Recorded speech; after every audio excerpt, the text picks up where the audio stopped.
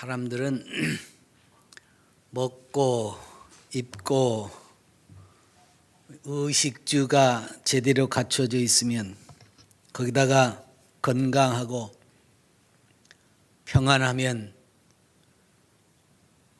최상의 행복이라고 생각을 하지요. 근데 사실 이런 최상의 조건을 완벽하게 갖추고 사는 사람은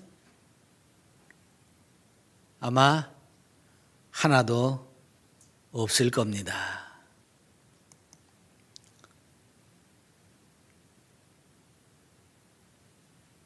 돈이 있으면 건강이 좋지 않고 돈도 몸도 건강하다고 하면 또 뭐 집안의 여러 가지 속사정이 편치 않다든지 몸도 건강하고 집안도 평안하긴 한데 돈이 없다든지 뭐 어느 것 하나가 부족해서 전체적으로 최상의 행복을 누린다라고 말할 수가 없는 것이지요. 아마 현실에서는 이런 것들이 불가능하지.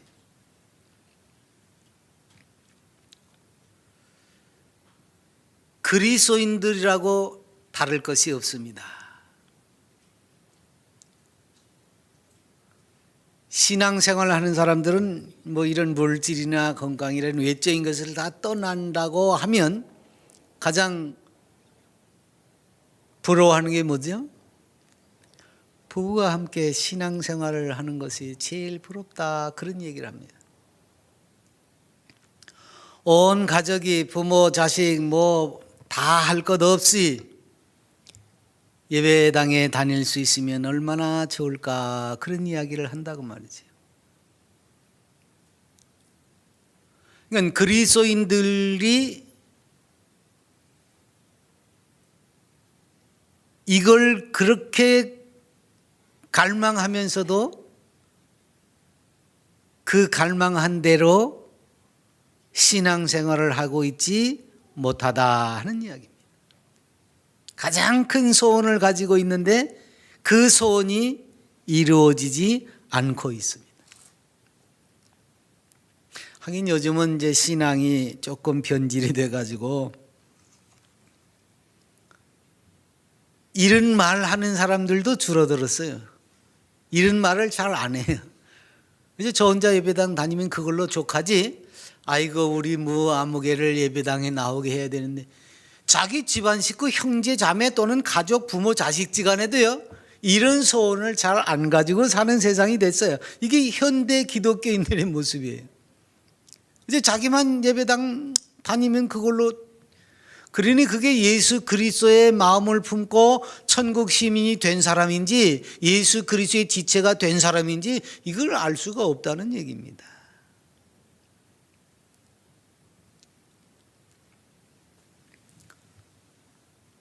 그러니까 이런 와중에서 정말 가족이 함께 신앙생활을 하고 가족이 함께 하나님을 예배할 수 있다는 것은요 대단히 큰 복이 아닐 수가 없습니다.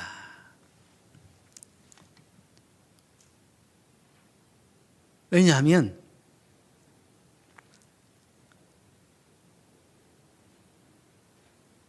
가족은 함께 모든 것을 나눌 수 있어야 비로소 가족입니다.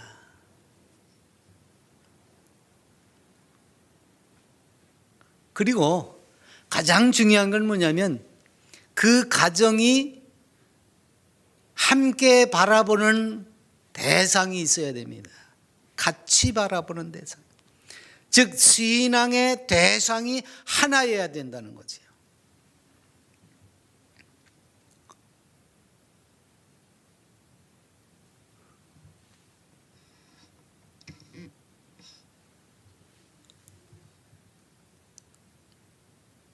어저께 다큐멘터리를 하나 본 게 있는데 동여국이라고 하는 것이 약 1500년 전쯤에 티벳과 중국 사이에서 존재했답니다. 거기는 여자가 왕이고 남자는 노예나 병사로서만 역할을 하는 동네래.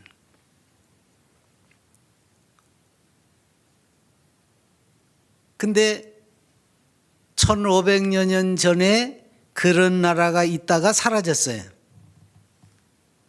근데 그 흔적이 남아 있어요.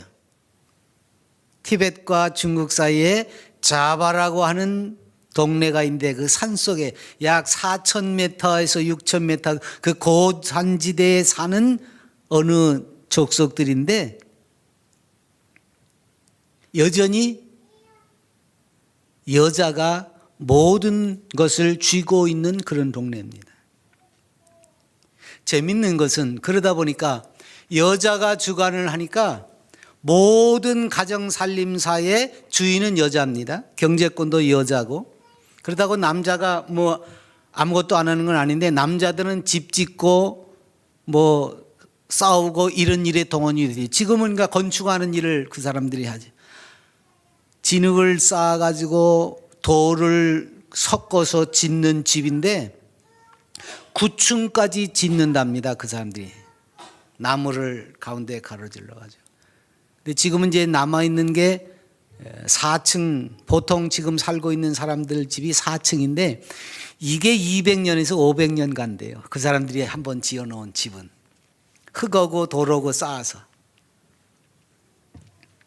그게 이제 남자들의 역할이고.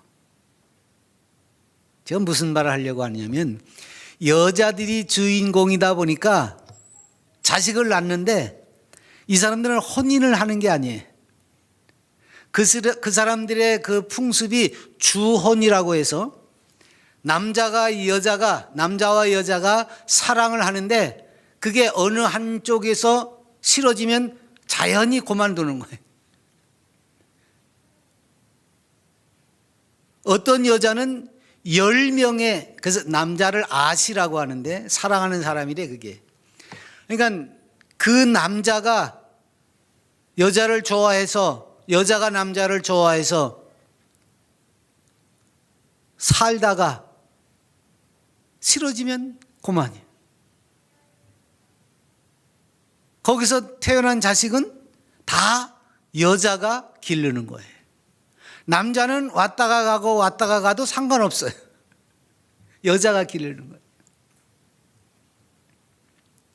한 집안에 자녀들이 여럿 있지만 애비가 다 다를 수 있습니다. 그래서 모계 사회에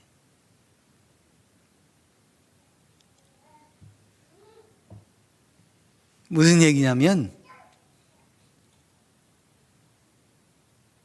우리식으로 하면 각성바지지만 그들의 삶 속에서는 한 여자의 자식으로 함께 사는 것뿐이에요.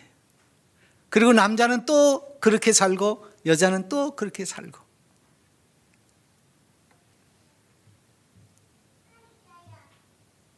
그래서 남자들은 남자들이 여자를 찾아가면 벽을 타고 올라간대. 대문으로 들어가 다니는 게 아니에요.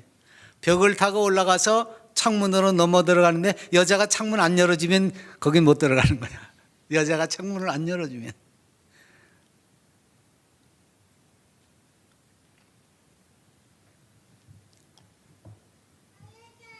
근데 이제 그 다큐멘터리의 주인공이 어떤 사람이냐면 이 사람은 특이하게도 한 남자만을 사랑했어. 10년 전에 그 남자가 죽었는데 여전히 혼자서 자식을 기르면서 그 사이에서 남매가 태어났는데 이건 아버지가 같아. 한 아버지야. 이 여자도 한 남자만을 자기의 남편으로 인정하고 우리 같은 그런 혼인 관계가 아닌데도 불구하고 그런 관계를 유지하고 사니까 그 동네에서는 이 사람이 좀 이상한 사람이지. 근데 자기 남편 죽은 날을 기억하고 제사를 하더라고. 그게 없는 동네인데 그렇게 하더라고. 그러면서 이제 그 족속이 그 사람들이 변해가는 과정을 이제 예상하면서 어떻게 변할까. 이게 이제 다큐멘터리의 중심이고 여성들 사이에서의 그 주혼이라고 하는 걸 이슈로 다뤘는데 문제는 뭐예요? 모든 사람은 바라는 게 하나여야 되는 거죠. 바라보는 것이 하나여야 되는 거죠. 우리 그리스도인들은 신앙의 대상이 하나님이잖아요.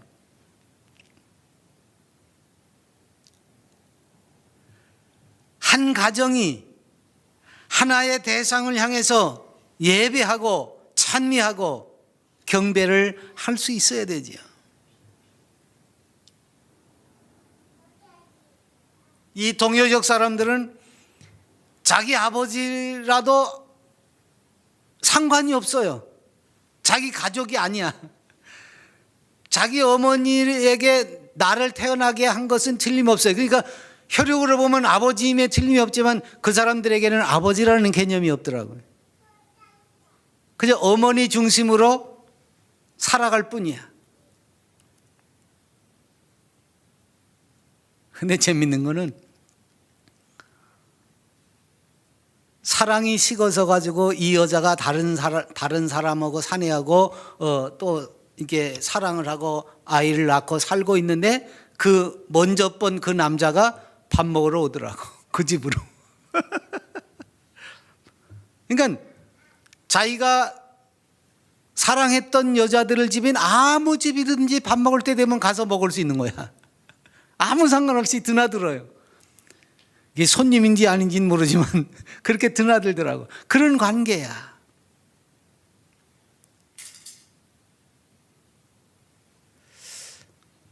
그런 속에서 구심점이 여기는 이제 여자가 되는 것뿐이죠.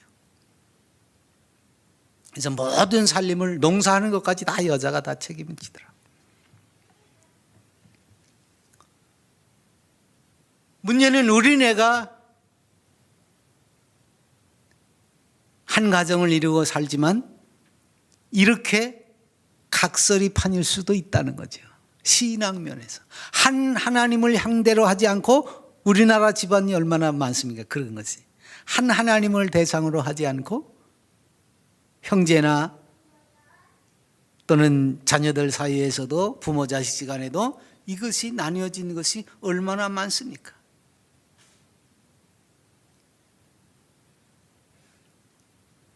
이걸 이제 종교의 자유란 말로 포장을 하기는 해요.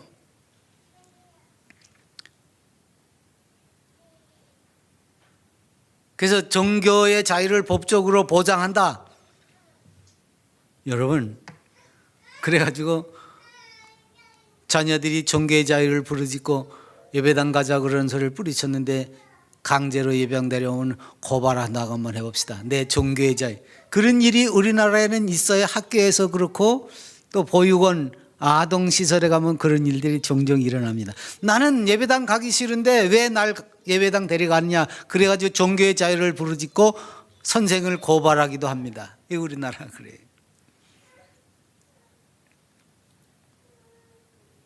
오히려 이런 종교의 자유를 통해서 갈등이 더 조장이 되어지는 면이 있어요. 그리고 모든 종교가 궁극적으로 자기네들 나름대로의 가는 곳이 있지요. 그래서 종교의 자유라는 미명 아래 사람들이 나는 내가 좋아하는데 뭐 동쪽으로 올라가든지 서쪽으로 가든지 산에만 가면 될 거 아니냐는 그런 얘기로 받아들이고 있습니다. 근데요, 신앙의 대상이 다르면 가는 데도 다른 거예요. 가는 데가 같은 줄 아세요? 아닙니다. 뭐로 가도 서울만 가도 된다는 것은 이 세상에서 쓰는 말이지 영원을 향해서는 쓸 수 없는 말입니다. 세상은 각자 가고 싶은 데로 갈 수 있습니다. 등산을 해도 남원에서 지리산을 올라갈 수도 있고 하동에서 지리산 올라갈 수도 있습니다. 이건 이 땅에서의 삶에 국한되는 것이지 영적인 건 다르다고 말해요. 가족들이 산을 좋아하는 사람은 여름에 산에 가자고 그러고 바다를 좋아하는 사람은 바다를 가자고 할 수가 있어요. 그래서 서로 토론을 해가지고 좋은 쪽으로 결정을 해서 가족 여행도 갈 수 있는 겁니다. 그건 이 세상이니까 그럴 수 있어요. 그러나 영적인 면에서는 그렇지 않다고 말해요. 이 땅에서는 각자가 좋은 곳으로 의견을 모아서 같이 가든지 혹은 나뉘어서 가든지 갈 수 있습니다. 그러나 영적인 목표가 되어질 때에는 다르다고 말해요. 다 내세를 이야기하고 뭐 극락이니 천당이니 이런 얘기를 하지만 영원한 것에는 천국과 지옥 두 군데밖에 없습니다. 그리스도를 믿으면 천국을 가는 것이고 그리스도를 믿지 않으면 지옥을 가는 겁니다. 인생의 영원하고 궁극적인 목적지는 천국, 하나님의 나라일 수밖에 없어요. 왜? 하나님의 나라, 천국이 아니면 지옥밖에 없으니까. 근데 종교의 자유를 부르짖다가 한 사람은 천국 가고 한 사람은 지옥을 가게 생겼잖아요. 이런 가족을 구원해야 되는 이유가 여기에 있는 거예요. 자녀나 부모에 대한 그 애틋한 마음을 품어야 될 이유가 여기에 있는 겁니다. 성경이 분명히 그러잖아요. 두 사람 중에서 한 사람은 가고 한 사람은 남는다고. 그럼 남는 사람은 어떻게 되는 겁니까? 천국에 들어가지 못한 사람은 소돔 고모라가 멸망하듯이 불과 영불 가운데서 고통당하는 지옥으로 가는 것밖에 없다고 말이에요. 그걸 우리가 현실적으로 바라볼 수 있어야 되는 거죠. 그런 사람이 그리스도인입니다, 사실은. 그래서 내 마음에 내게 애틋한 형제와 자녀나 부모까지 천국에 들어갈 수 있도록 하기 위해서 우리가 몸부림을 치는 거예요. 그래서 주님께 매달리는 것이고 그래서 그 영혼을 위해서 기도하는 겁니다. 물론 기독교인의 가정이라고 해서 세상 윤리와 규례와 법도에서 완전히 자유롭지는 못합니다. 그러나 최소한 그 기독교의 윤리와 법도를 따라서 하나님 앞에 경건과 절제, 근면과 협동을 통해서 그 가족을 그리스도 앞으로 인도해야 되는 겁니다. 그래서 최소한 기독교인의 가정은 이 사회악이라고 불려지는 것으로부터 멀리 떨어져 있어야 돼요. 그래야 이런 사회의 어떤 것에 엮여가지고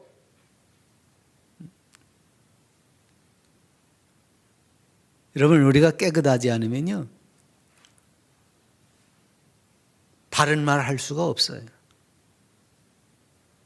내가 깨끗하지 않으면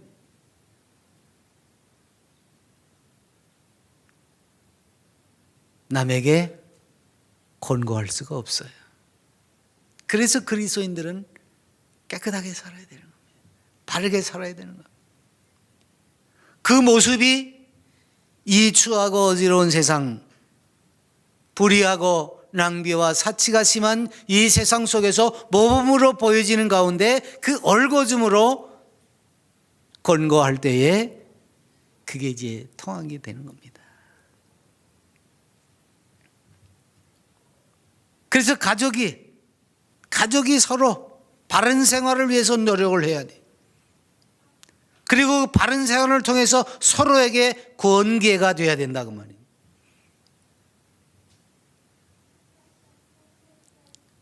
근데 그 바른 생활이 아니라 이 세속적인 데에 마음을 뺏겨버리면 갈등이 일어나는 거죠. 그래서 그리스도인들은 사는 방법도 같아야 되는, 또 같아야 되는 겁니다. 어떻게 같을 수가 있습니까? 너희 안에 이 마음을 품으라. 곧 그리스도 예수의 마음이니. 그리스도인이 되어서 가지는 마음은 어떤 마음입니까? 예수 그리스도의 마음입니다. 아내도 남편도 자식도 예수 그리스도의 마음을 품었으면 그게 뭐예요? 그게 하나 된 마음이지. 그리스도의 마음으로 일치가 되어지는 거죠. 그러니까 생각하는 것도 같을 수가 있고 행동하는 것도 같을 수가 있는 겁니다. 왜 그리스도인들이 자꾸 생각을 같이 하지 못하고 일치되지 않고 서로 다툽니까? 그리스도의 마음으로 하나가 되지 않기 때문에 그렇습니다. 그래서 자기 방식으로 살려고 하기 때문에 그러는 거예요. 세상 사람들은 얼마든지 그렇게 살 수 있습니다. 자기 방식대로 살 수 있어요. 그러나 그리스도인들은 예수 그리스도의 마음을 품어야 하는 까닭에 그리스도의 방식으로만 사는 거예요. 그러니 그리스도의 방식으로 모두가 하나가 된다고 하면 무에 다툴 일이 있습니까? 없어요. 근데 그리스도의 마음으로 살지 않으니까. 왜 그리스도의 마음으로 살지 않습니까? 그리스도의 마음으로 살면 내가 손해보는 것 같거든요.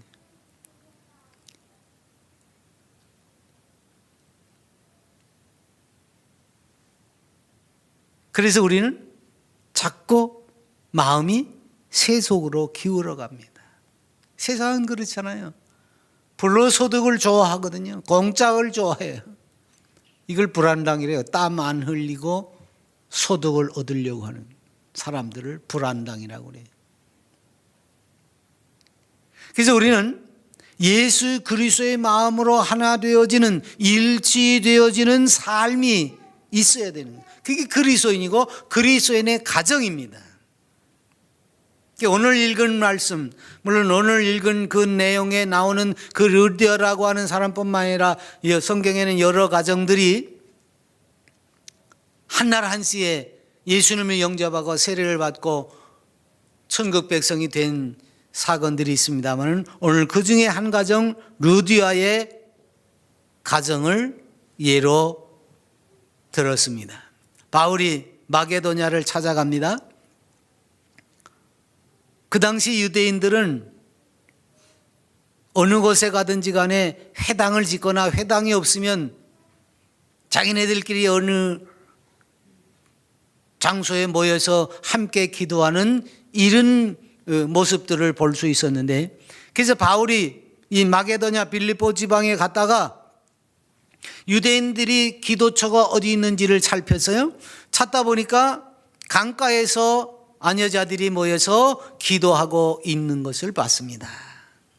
그래서 바울이 찾아가서 복음을 전합니다. 예수 그리스도의 십자가와 부활의 사건을 전합니다.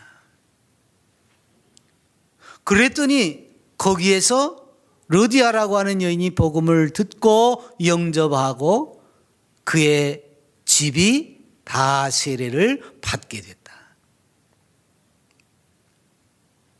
그래서 이 르디아는요, 유럽에서 최초의 기독교인이 된 거예요. 이제까지는 소아시아 지방에만 그리스도인들이 있었는데, 바울이 마게도냐로 건너가서 빌립보 지방에서 강가에서 전도했을 때 이 르디아와 그의 가족들이 최초로 예수 그리스도를 영접하고 그리스도인이 됐습니다. 그래서 그 가정의 모습을 오늘 우리가 잠깐 살펴보는 거죠. 그러니까 유대인입니다. 그래서 경건에서 안식일마다 나가서 강가에서 기도를 합니다. 그러니까 나름으로 하나님을 섬기는 사람이지요. 그리고 경건하게 사는 사람입니다. 당시 이 자색 옷감 장사라고 하는 것은요, 그러니까 소아시아 지방, 지금의 터키지요. 그 터키 지역에서 가장 좋은, 질도 좋고 비싸기도 하고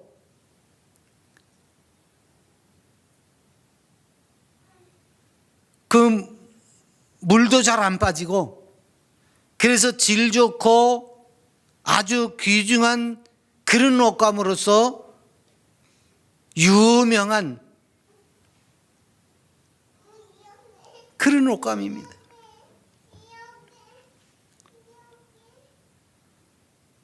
그러니까 이것을 다루는 사람은 아무래도 보통 사람들과는 달리 좀 부유층, 귀족 계층에 있는 사람들과 왕래가 잦겠지요. 그러니까 이 사람이 그만큼 사업적으로 성공한 이다 이렇게 볼 수 있는 겁니다. 예나 지금이나 이렇게 사업적으로 열심인 사람들은 신앙을 가지고 있다가도 요게 좀 등한이 되기가 쉽습니다. 그럼에도 불구하고 이 사람은 경건한 모임을 꾸준히 이어갔습니다. 아마 모일 때마다 자신이 하는 사업보다도 그 유대인들의 식민지 흩어져서 사는 이런 처지와 형편들 안타깝게 생각할 것이고 또 그만큼 하나님을 가까이 할 수 있기를 위해서 기도했을 겁니다.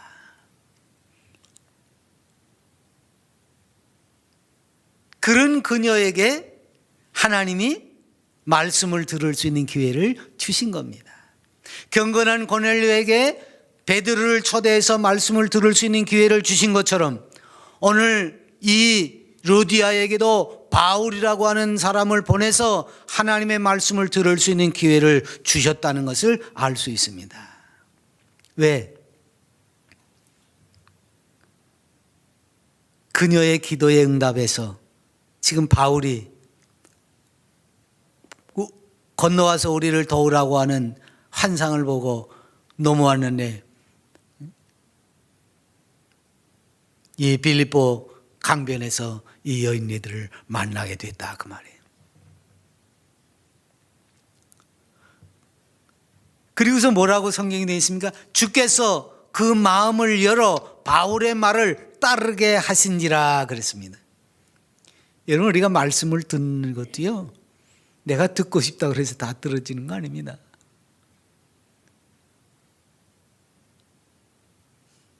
주님이 우리의 마음을 열어 성령께서 내 마음을 열어주시. 그러니까 우리가 은혜를 받으려면요 내 마음의 문이 우선 열려야 됩니다. 사람들도 마찬가지잖아요. 마음이 열려지지 않고 겉도는 이야기만 하는 사람들은 깊게 사귈 수가 없어요. 서로 신뢰하고 마음을 열어야 그 다음서부터 교제가 점점 깊어지는 거죠.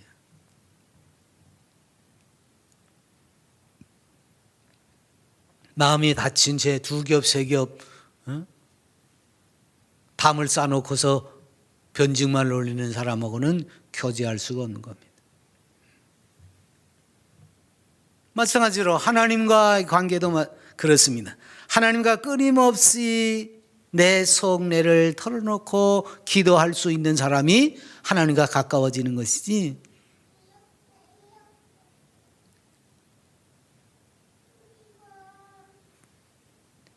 신앙생활을 체면치레로 합니까? 그건 하나님과 가까워질 수가 없어요. 성경 뭐라 했어요? 내 아들아 내 마음을 내게 주며 내 눈으로 내 길을 즐거워할지어다 그랬어요. 마음을 달라고 그랬어요. 하나님이 마음을 달라고. 그러니까 내 마음을 열고 하나님이 전하는 말씀을 들어야 됩니다. 그러면 그 말씀이 내게 들어와요. 그래서 오늘 우리의 마음을 열었습니다. 그러니 바울이 전하는 말이 은혜가 됐습니다. 은혜가 되니까 어떻게 그 말씀을 따라 행하게 되는 거죠.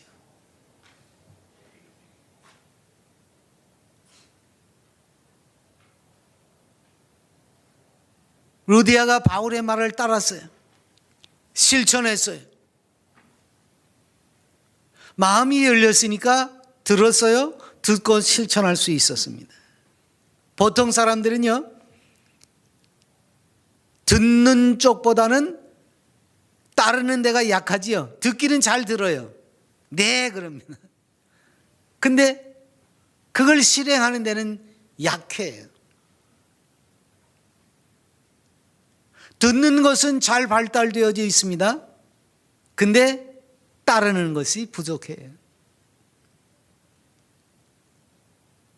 모든 교육이 마찬가지입니다.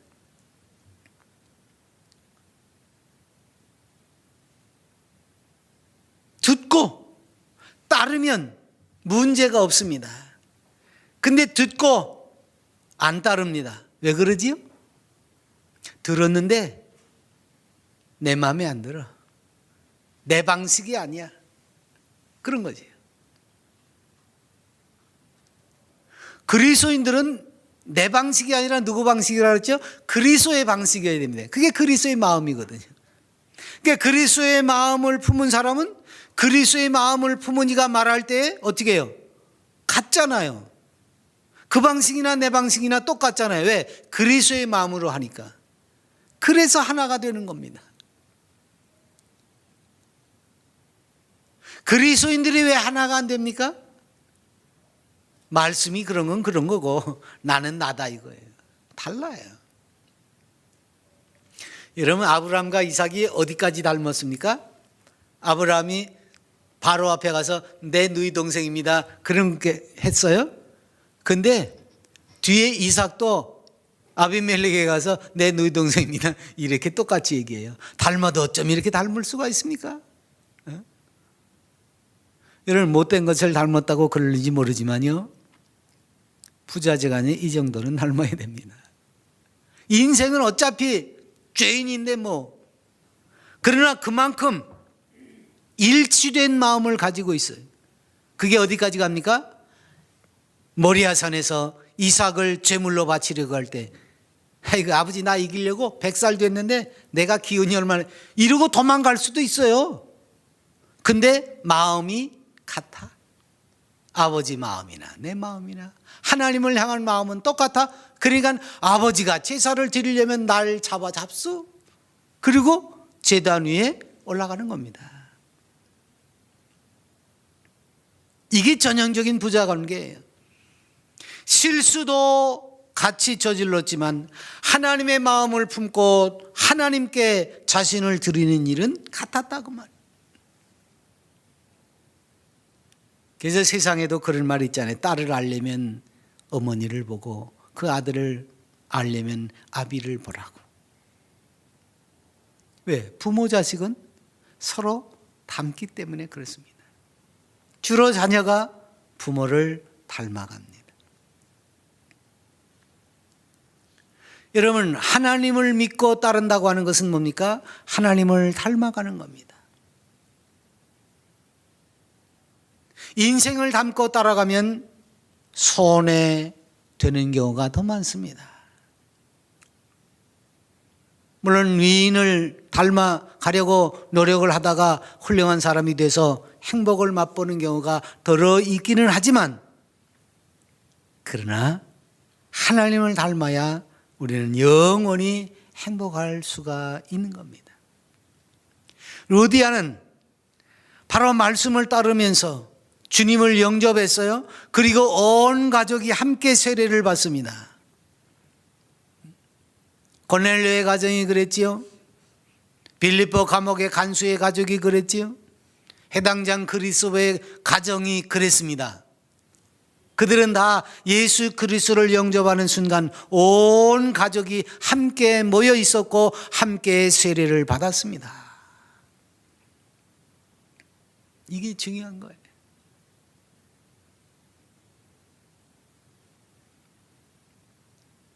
루디아가요, 온 가족이 함께 나와서 예수님을 영접하고 세례를 받은 것도 모자라 가지고 뭐라고 말합니까?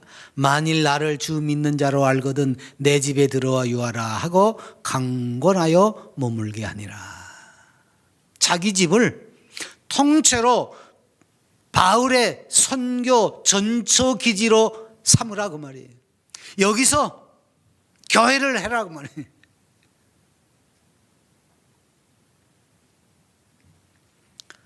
구약에 보면 수넴 여인이 엘리사가 늘 순회하면서 하나님의 백성들을 돌보는데 자기 집에 올 때는 접대도 하고 그랬습니다. 그러다가 어느 날 남편한테 여보 우리 방 한 칸 드립시다. 왜?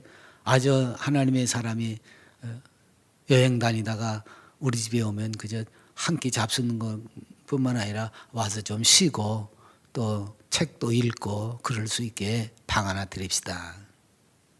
그래서 자기 남편과 더불어서 엘리사가 오면 머물 수 있는 방을 마련해 줍니다. 루디아는 자기 집을 이렇게 통째로. 근데 요새는 어떠죠? 방은커녕 뭐 아내 입에서 목사 얘기만 나오면 가서 살아, 목사하고 살아. 이 소리 하면 목사하고 살래지 아예. 참 그건 말이야 방아야 그게. 자기 아내 두고서 그런 소리를 하느냐고. 왜 그러지요? 그리스도 안에서 하나로 일치된 가족이 못 되기 때문에 그렇습니다. 그래서 좋은 가정은 어떤 가정입니까?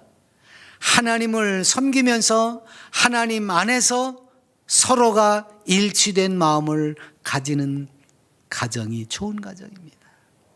우리 주님이 돌아가실 때까지 기도하시는 게 뭐예요? 아버지와 내가 하나인 것처럼 저들도 하나 되게 하옵소서. 그 기도였습니다. 아마 지금도 주님은 우리를 그 기도 속에 담아두고 계실 겁니다. 하나 되게 하십시오. 그리스도의 마음으로 하나 되게. 세상은 여러 가지 이해관계가 얽혀 있는 곳입니다. 물론 그리스도인들이라고 해서 거기에서 크게 다르지는 않습니다. 그러나 적어도 그리스도인의 가정은 이렇게 그리스도와 더불어서 사는 일치된 생각을 갖기 위해서 노력을 해야 됩니다. 그게 뭐예요? 그게 말씀과 기도입니다. 그래서 실제로는요, 그리스도의 가정에서는요, 목사가 아무 때나 드나들어도 눈총을 받지 않을 수 있는, 애나 어른이나 할 것 없이 그 안에서 하나가 되어 있기 때문에 그 말씀으로 엮어지는 곳에서는 아무 문제가 발생되지 않아야 됩니다. 오늘 루디아의 가정이 유럽의 최초의 그리스도인이 되고 그의 가정을 통째로 바울의 선교 기지로 내놓을 수 있었던 것처럼 그리스도 안에서 하나가 되어지고 그래서 온 가족이 함께 하나님을 섬기는 멋진 가족들이 되시기 바랍니다. 기도합니다.